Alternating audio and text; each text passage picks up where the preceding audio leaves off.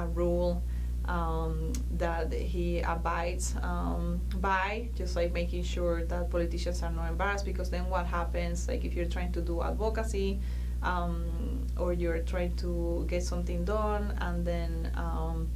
the politician then has a bad opinion of you, and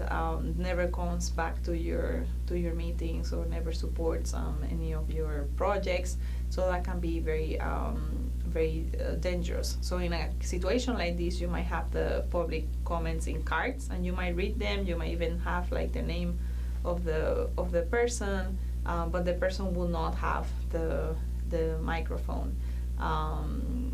You still again are verbalizing their comments, and the politician will be able to respond to those comments, but you are taking out the element of anger that might come from a resident to a politician. And the other thing that James Creighton was saying is that you want to brief like people who are the speakers, or even the planning commission, or like any other board of commission, that an issue is contentious, and that you have heard like through email, you have received phone calls at your office as a staff planner of like people that are upset, and they're saying, I'm definitely coming to that meeting, and I'm going to speak my mind, and they do it in a way that they're thinking about attacking the city councilors, and this is an example from Salt Lake City, maybe even like calling them like they're all like reptiles, to use the words of like someone calling the city councilors in Salt Lake City. So the you as a staff planner, is your responsibility to say people are going to be upset about this issue, because you might not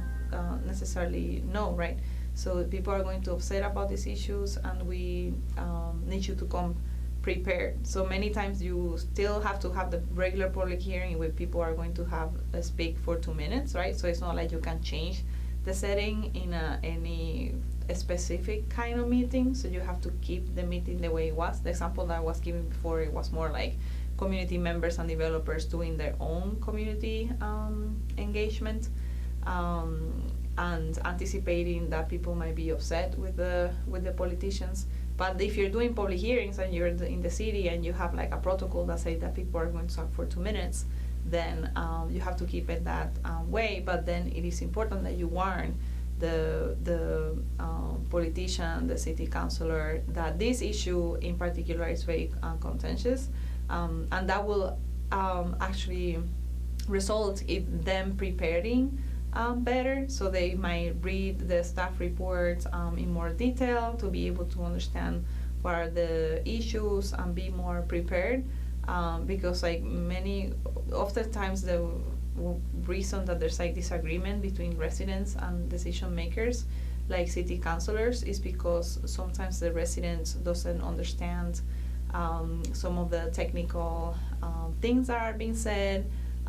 in the report. They oftentimes didn't took the time to like read all the staff report. Maybe some of the things that they think are not addressed are addressed in the staff report, or maybe there's some technical reasons that that is not really applicable to that particular project, or they already have been considering that issue, and there was another report that is shown as an attachment to the staff report that people are not aware. But if it's your job, like the city councilors, to actually like read this whole report, you have a better understanding and a better picture, and also experience in the city to be able to answer questions in a way that you can resolve some of the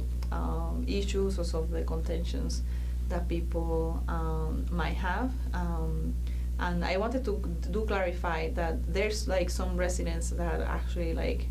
and I call these more like citizen planner, because they know as much as the planner. And I'm being serious. They have a lot of understanding on like zoning ordinances and just all the different projects that are happening in that particular community. They're like very, very engaged. Usually these members are also members of like the community councils that you see here in Salt Lake City, but there might be people who worked in another city or even in Salt Lake City in some kind of role that actually make them very knowledgeable of like what's happening in planning and so on. But I just wanted to say that there's some people like that, but most people are not aware of like the technical items that are important to understand why this decision is being made. So if you debrief the politician, that will be very helpful to them, give them a sign that you have to actually like read this very carefully, think about it, come with some solutions in your head, and then when you're in this public meeting, we can have a debate or a deliberation after listening to the public, between the city councilors of the planning commission to come up with a solution if possible.